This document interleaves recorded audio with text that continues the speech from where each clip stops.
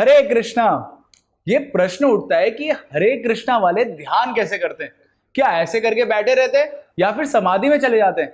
इसका उत्तर जानने से पहले हमको जानना पड़ेगा कि ध्यान किसको बोलते हैं।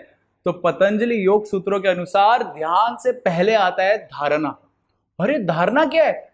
देखिए, कोई विद्यार्थी अगर बैठा है पढ़ाई करने के लिए तो उसको क्या बोलते हैं? ध्यान से पढ़ो, ठीक है? अरे पहले पढ़ेगा फिर ध्यान से पढ़ेगा, तो जो पढ़ना है उसको बोलते हैं धारण करना। किसी भी वस्तु को आप पहले धारण करेंगे, आपके पास है वो वस्तु, फिर उसमें ध्यान लगा सकते हैं ना। और ये ध्यान लगाना इस कलयुग में बहुत मुश्किल हो चुका है। क्यों?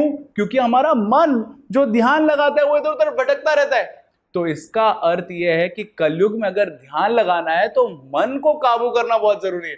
और मन को कैसे काबू कर सकते हैं? तो मन के लिए बना है मंत्रा। जी हाँ, मंत्रा का अर्थ यही है जो मन को काबू में कर लेता है।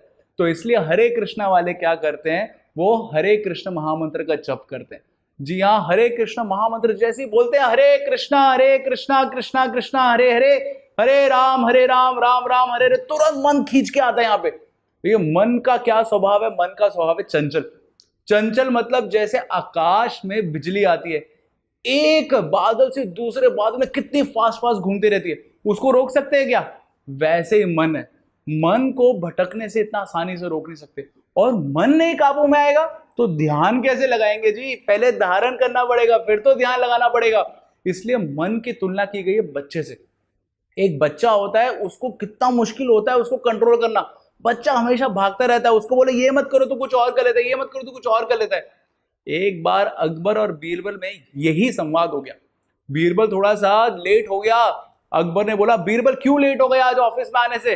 बीरबल ने बोला, अरे क्या बताऊं राजा, मेरी बहन आई थी, उसका बच्चा इतना परेशान कर रहा था, क्या बताऊं कैसे आऊं?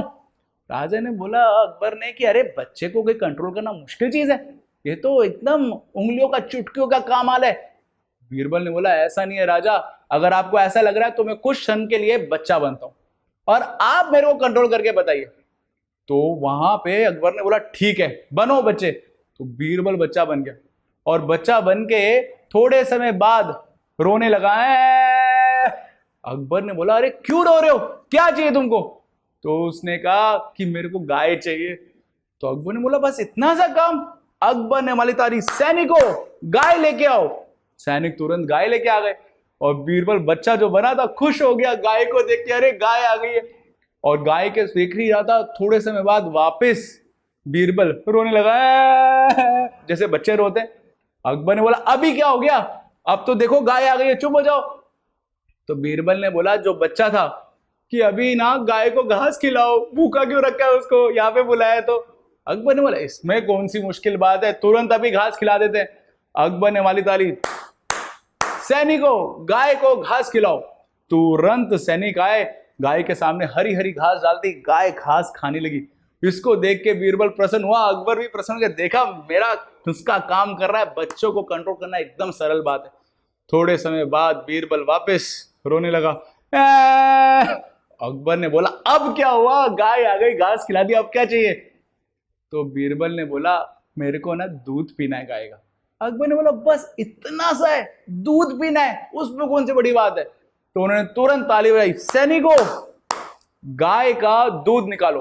तो तुरंत सामने सामने गाय का दूध निकाला गया, ग्लास के अंदर रख के पूरा ग्लास भर के बीरबल को दिया गया।